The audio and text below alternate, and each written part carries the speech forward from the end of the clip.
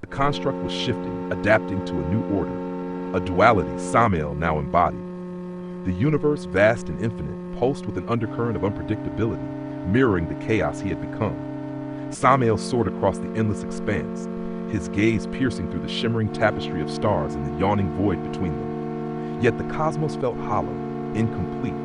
It lacked a spark, a balance of purpose and form, a wholeness that eluded it. As he wandered, Samael came upon a star, a blazing titan of light, radiating energy and life.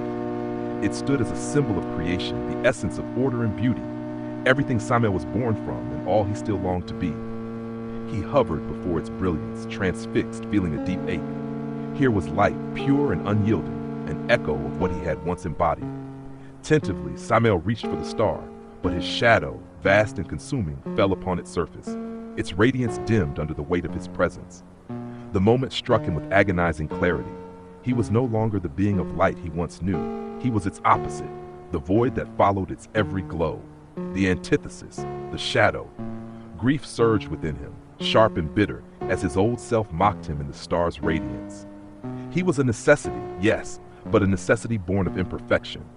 The star's beauty, so achingly perfect, became a cruel reminder of his loss. Anger ignited in him, a fire that burned with a ferocity he could not suppress. How could the construct demand this transformation? How could it strip him of his glory and force him into this hideous existence? He looked upon his reflection in the star's light, not as the radiant angel he had been, but as a being warped by darkness. He saw himself as monstrous, unwanted, and irredeemable. The sight shattered what remained of his restraint. If the construct demanded his darkness, then he would embrace it. He would become its embodiment. He would mold the void in his image and force the universe to acknowledge the truth it sought to deny. Light could not exist without shadow, and creation could not flourish without destruction. Samael descended into the star, defying the searing heat and crushing pressure that lashed out against him. The star, a bastion of light, resisted with all its might, repelling his darkness. But Samael was relentless, his will unyielding as he forced his way to its blazing core. At the heart of the star, Samael beheld its essence, a radiant sphere of boundless energy, the lifeblood of light itself.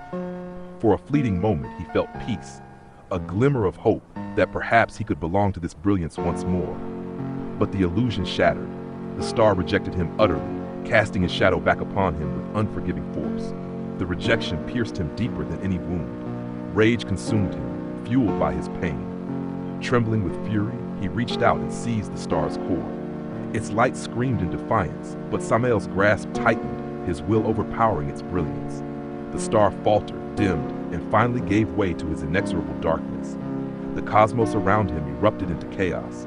The star collapsed, crushed into a singularity, a point of infinite density, a void from which no light could escape. Samael stood at its center, the singularity cradled in his hand, its unimaginable weight meaningless to him. He gazed at the swirling darkness, the perfect inversion of the light it had once been. The singularity devoured everything. Planets, dust, and fragments of space itself spiraled into its pull, annihilated by its consuming force. Samael watched the devastation unfold, unmoved. For the first time, a dark realization took root within him, unrelenting and undeniable. The thought spoke to him, deep and resonant, cutting through his mind with an uncomfortable clarity. There was no light without shadow, no creation without destruction. And he was the balance, the curse woven into existence itself. The words came unbidden, shaped by the darkness that now defined him. I am the curse of light, the word of evil, the ultimate truth that was once silenced. I am. The singularity pulsed in his hand as his voice echoed across the void, altering the fabric of reality. Samael, no longer bound by what he had been, had embraced what he had become, a being of rejection, inversion, and transcendent darkness. Samael tore himself away from the singularity, leaving behind the chaos he had created. The pull of the black void devoured everything in its grasp. Yet Samael soared beyond its reach, unchallenged. He moved through the vast emptiness, faster and farther, until he felt truly alone. But he was wrong. Is this what the firstborn has become? A voice called out, echoing from all directions, reverberating through the very fabric of existence. Is this what the bearer of light, The morning star has chosen? Is this what God's ultimate creation desires? Darkness to reign, to corrupt, to consume, and in the end to bring forth only nothing? Samael stopped mid-flight, his dark form radiating malice. "Show yourself, you puppet of the throne," he roared, his voice cracking the void like thunder. "I am no puppet," the voice replied, calm and unwavering. "I am a servant of the Almighty, the creator of all things, the shaper of light. You know me well, brother." A blinding radiance descended from the void, so bright it erased the stars themselves. It surrounded Samael, enveloping him in a brilliance he could not extinguish. "Don't call me that," Samael snarled, his voice dripping with venom. "I am no brother to a slave to the one who cast me down, who silenced me, who rejected me. You are no more than a dog obeying his every whim." "And you are hiding from yourself, Samael," Raphael replied, his formless light shifting, radiant and steady. "Don't call me that!" Samael screamed, lashing out with all his fury, his darkened form charging toward Raphael. But his attack was in vain. His shadow passed through the light, unable to touch its formless purity. "You hide yourself, Samael. You always have," Raphael said, his voice resolute and sorrowful. "I need to be this," Samael muttered, his voice softening momentarily as a dim glow of light flickered within him, only to be consumed again by the overwhelming darkness. "Your soul aches for his presence," another voice interrupted, deep and calm, yet filled with power. Uriel descended in a formed state, his wings stretching across infinity, vast and unyielding. "You long for the grace of omnipotence. You crave salvation, but you shroud yourself in this beastly darkness." "Enough!" Samael bellowed, his malice spilling forth. "I am what I am because of what is. Darkness will win. It is fate. It is the truth. Even I, the decider of fate, the wielder of light's ultimate truth, must kneel to the grand design of the Creator," Uriel said with quiet authority. "You, Samael, can never grasp it. You twist fate into chaos, but you cannot destroy the truth."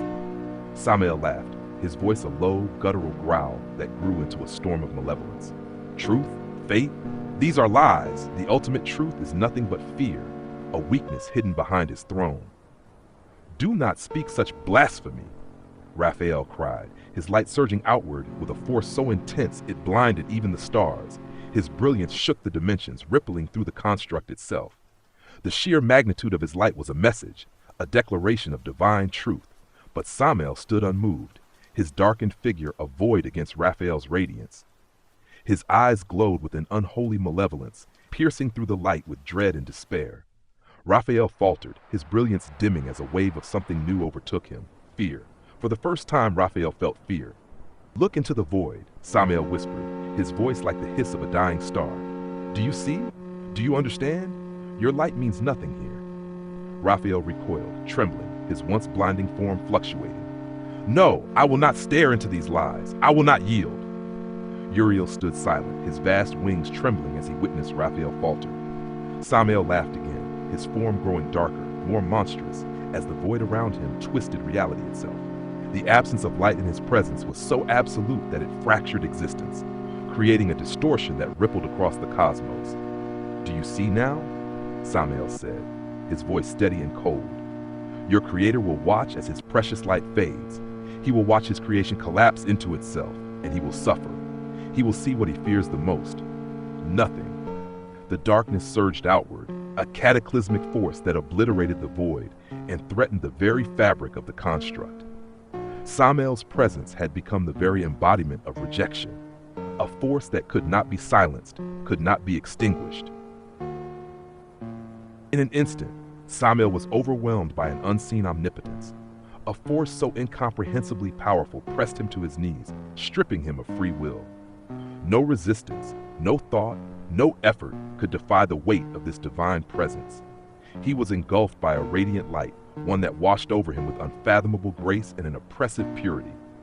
The darkness within Samael began to peel away, unraveling like shadows in the wake of dawn. He kneeled, trembling under the overwhelming sensation of ultimate glory, a glory that left no room for resistance. He knew in that moment who stood before him, the Creator, the way, the truth, the light, Samael. A single word spoken with infinite authority and love reverberated through creation itself. It shook the very essence of Samael, standing him upright despite his trembling form. His eyes, wide and filled with a mixture of awe and dread, gazed into the infinite and incomprehensible presence of the Father. "Father," Samael whispered. The word escaped him, but it carried the weight of his shattered soul. In this moment, he felt like the being he once was, the morning star, the firstborn. He felt newborn, as if he were nothing but light again, enveloped in the grace of his Creator. "Why do you do this, Samael?" The Father's voice was both gentle and immeasurable, filling every corner of existence. I, Samael stammered, struggling to form an answer. "There is no meaningful reason," the Father responded, his words cutting through the silence with a truth that pierced deeper than any blade. Samael tried to speak, to summon some justification, but his will faltered beneath the weight of divine judgment. He felt the role he was created for, the angel of light, bearing down on him, and yet he could not reconcile his actions with his purpose. "You disobeyed my orders. You questioned my judgment. You blasphemed against my name." Each word landed like a crushing blow, exposing Samael's wrongs with undeniable clarity. I. Samael's voice cracked under the weight of guilt, his once proud defiance reduced to a pitiful whisper. "You allowed darkness to take root. You allowed it to thrive." The Father's words resonated with such force that they radiated through Samael's very being, shaking him to his core. He was paralyzed by sorrow, overwhelmed by an ocean of regret. I'm sorry, Father." Samael finally cried, his voice breaking under the unbearable weight of his grief.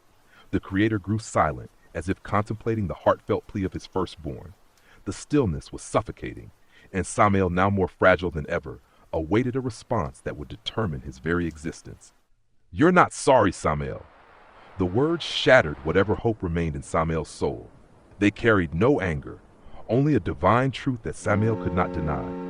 In that moment he felt it. He felt the full weight of his sin. It was not just regret, it was something far beyond human comprehension. It was the death of hope, the complete annihilation of the soul's connection to grace. "You have betrayed me, Samael. You, my firstborn. You betrayed me." The Father's voice rose, no longer gentle but resonating with divine wrath, shaking the very foundations of existence. Samael's being was crushed under the sheer force of the words, his essence unraveling like threads in a storm. "I'm sorry, Father," Samael cried again, his voice desperate, pleading. But it was not enough. "You embodied the darkness. You infected my creation. You cursed the meaning of existence. You, Samael, have committed the ultimate sin." Each word delivered by the Creator was heavier than the last, striking Samael's essence with the power to destroy universes. The magnitude of his condemnation was beyond comprehension. For this sin, there is no forgiveness. Not now, not when eternity ends. You will be marked as the first sinner, the ultimate evil. You, Samael, are to bear this punishment for all of existence. As the final decree echoed, Samael's light flickered and was extinguished. He was left as a hollow shell of what he had been, a being cast out and rejected by the source of all things. He had become meaningless, a cursed existence, forever severed from the Creator's love. In this moment, Samael realized the full weight of his punishment. The absence of light, grace, and meaning would be his eternal burden. He had become the embodiment of darkness itself, and his fall was now complete. Samael begged, not with words, for they failed him, but with the raw essence of his being. A silent, desperate cry for mercy reverberated through the fabric of existence, not in sound, but in the form of sheer, conceptual pleading. Stripped of pride, stripped of form, Samael poured out his soul in a final act of defiance against his own condemnation, a plea for grace that he knew would never come. He was, in every sense, a damned being, abandoned to the infinite abyss without even the faintest touch of the Almighty's hand. "You embraced the dark, you embraced the evil, you embraced the opposite," the Father spoke, his voice now void of wrath, filled instead with an eternal, unyielding finality. "You will become it." These words, the last that Samael would ever hear from the Creator, carried with them a decree more devastating than fire or fury. They severed the last thread of his connection to the divine. And then it happened. A force beyond comprehension tore through Samael's being, yanking him from the Creator's presence with such overwhelming power that it shattered all remaining fragments of his soul. He was not thrown against walls or into objects. No physical realm could contain what was happening.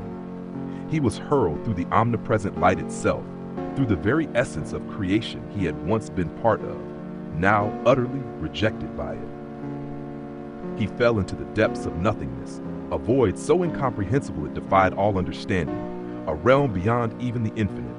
It was not merely a place, it was the absence of place, the absence of meaning. The same void that had whispered to him, corrupted him, and consumed him now became his prison. The Father had damned him to the abyss of ultimate despair. The very darkness that had once obeyed him now awaited him as his eternal master.